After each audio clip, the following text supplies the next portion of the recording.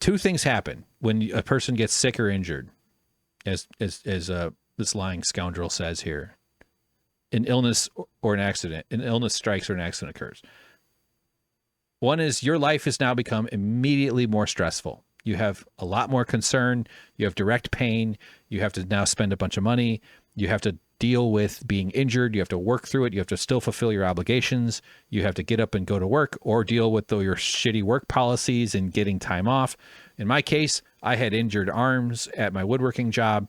I didn't have any paid time off. Taking time off would have meant losing the ability to pay for my bills. I kept working through it with wrist braces until it got so bad that I had to quit. And now I'm more or less, until I get some healthcare, maybe to get some surgery or some repairs because of the cartilage is totally shot from vibrating tools. I work through the pain because I'm an American. So two things happen, like I said, when you get injured or get sick. One, your life gets worse. But that's the good news. And I mean that. That's really wonderful because that's what causes the second thing to happen. A rich person gets money. A rich person gets money. The moment you get sick, the moment you get injured, you can do a catastrophic accident or something and you're in a hospital. Well, guess what? Stock prices are going to start going up. It's good news for the insurance companies. It's good news for the healthcare corporations, the hospital companies, these things, these people. They got stocks to buy back. They got dividends to pay out. They got vacations to pay for. They got executive compensation packages to fund. They got giant bonuses. They got quarterly profits targets that they're trying to reach. And they have meetings and they get together with each other and they strategize how to make money when you're at your worst, how to make money when you can't even think, perhaps. So that's what America does to its own citizens. The moment your life gets worse, a rich person's life gets better. And they've designed it to be that way. And they're proud of that.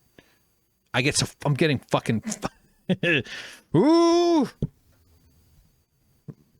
Shake harder, boy. Simpsons. Lousy Springfielder, you shake harder, boy. Good one, Hank. Good one. Yeah, it's just, it's sick. It's sick that we have a system that the moment you're injured, or even just general healthcare in general, but the fucking instant that car bumper snaps your femur, cash register sounds go off in a rich person's brain. Somewhere up the stream, your impoverishment, your physical, your body impoverishment is a rich person's benefit because they're going to make money at every single step. And now you got to think about it. Now you're paying on top of the taxes you pay to the private corporations for your health care. The taxes, I would argue, you pay an opportunity cost, meaning you live a diminished life because people die of preventable diseases in this country because we don't get checkups, we don't go. And then we have this whole individualism bullshit that just makes everybody blame themselves. So we don't actually look at, we're incapable of imagining systemic fixes, except for the very wealthy who live in the nutrient placenta, the powerful nutrient placenta of wealthy socialism, of government just being fully present and fully committed to their daily expansion of their wealth, which is what that is. We're getting mad at each other. We're getting upset. We're feeling guilty. We're feeling shame for taking advantage, or not taking advantage, that's not the right phrasing, but for using what little help there is for people at the bottom. We have to navigate these Byzantine things. We have to spend all this. So you pay a stress tax. You pay a time loss tax. You pay a diminished life tax. Our people die sooner than they should. We lose out on being around people. The meaning of life is to experience the joy of other people. I think that's I want to argue with people about that, but I really believe that. That's it. There's nothing else to it. We're overthinking it. The meaning of life is to be around other people's energy. Nothing else. Good energy. The positive stuff.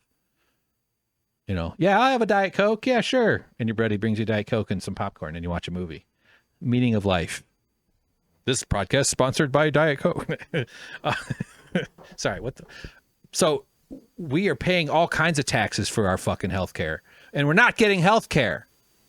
They get profits when you get injured. If you're lucky, you get healthcare. And now you got to think about just the idea of having to weigh it on your mind. How am I going to pay for this? You're injured. Your femur just got snapped, and you're afraid to take an ambulance because you can't afford the $5,000 fee for the ambulance.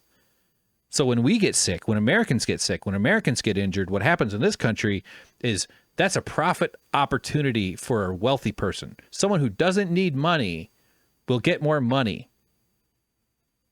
We don't provide help, and we should pay people who do help in a world where we offer help and where we make help available without paying for it at point of use. But when you get sick, we sell you help. We sell help in America. Help is not something we should expect from your community because you've been trained and conditioned to believe that there's something wrong with you if you can't do it on your own. And that's what they love. They love individualism because individualism is weakness. Anybody defending individualism is arguing for weakness. Anybody. No matter what. Sure, yes, there's times where somebody wants to row a boat across the Atlantic by themselves. But 4 people are going to row a boat a little bit easier than 1 person. 2 people are stronger than 1. The scaling power of collective behavior, the cooperation that humans do instinctively and naturally is our fucking superpower. It all comes back to entropy. I could go on off on that jag, but I'm trying to end this goddamn podcast. 150. God damn it. I thought I was going to end it an hour. Still going to be short for me. Individualism is weakness, especially in the narrative that they've got, where you blame yourself. Well, my life's bad. I'm in this state that I'm at because of nothing to do with systemic causes, nothing at all. It's all me, all me, all me, all me. Guilt, shame, guilt, shame, guilt, shame. And I'm not saying people don't have their own agency or their own decisions. I'm saying that the formula is a whole side to that formula that we've been trained to not consider, the way we're influenced by our society. Because rich people don't have that problem. They got the whole formula. That's what lobbying industry is. The lobbying industry is professional complaining and getting the system to provide them with conditions that they want, that they need most. And then they tell themselves this individualistic story that it's them that created all that wealth, not their workers.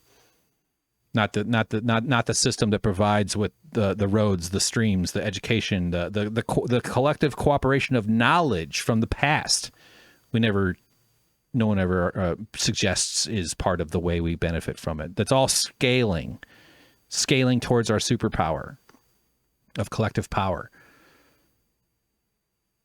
And so when you have to face this healthcare system by yourself or an employer, like in the Young Turks case, for me, to relate it back to that, I was saying this on a previous podcast, it's something I'm probably going to end up putting in the video, is our weakness was Cenk's strength.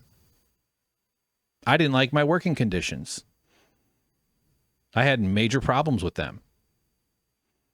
So I decided instead of quitting, and because of that, I had no negotiating leverage to do anything about it. I was an individual. I was very weak. But I was less weak as a group. In fact, I'd say quite strong as a group. That's why we started a union, because individualism is their strength. Your weakness is their strength. And that's what we took away from Cenk. And I'm saying that yes, I'm speaking directly about that situation, but that's about every unionizing situation. Every time a group stands up and says, you're not negotiating with us as individuals, you're negotiating with everybody. Look who has more power in that case. The group. It's like social physics stuff. It's really basic shit, which is why we have to apply the concept of leadership and accountability and responsibility in a way that is far more mature than we currently do, because we just have these psychopaths like Obama and Biden and all their corporate backing, the real string pullers behind the scenes. They're just, all they care about is the next quarterly profit and making sure that nothing ever changes so fast that they can't adapt to it and make money off of it. It's fucking sick, man. All right. Well, these 2 people are liars, 2 of history's greatest villains. Just their carbon effects, but they're not the Republicans. No, they're not. They're fucking capitalists, part of the capitalist infrastructure. to keep things from ever getting better. Just say thank you, please. Stupid fucking Biden. This bullshit ass stuff. Everybody, healthcare should be a right in America. My opposition relates to whether or not, A, it's doable. Oh, is it doable? Is it the thing that they do in hundreds of countries doable? What we have is not doable. Unless you only consider that we have a profit system. We don't have a healthcare system. It's very doable. If the design, it's things do what whatever things do is what they are designed to do. So they take your stress. I would just write back. Why did I get? They take your stress and they convert it into yachts. That's all this economy is. It's economy. The root function of the American economy is to convert stress into currency. Then control who gets to decide where those benefits go. So, all right, that's fine. Okay, good God. You know, be nice to yourself. It's fucking hard, man. Joy is rebellion. You gotta be, don't beat yourself up so much because you're not always fighting the fight. You're burning yourself out. It's all part of their, the whole, sorry, going back. But like every single thing that stresses you out is the system working as it's designed. Because eventually you give up and you fail and you die early. And then you're not a problem anymore. You're just another husk and that was harvested by these fucking monsters. All right.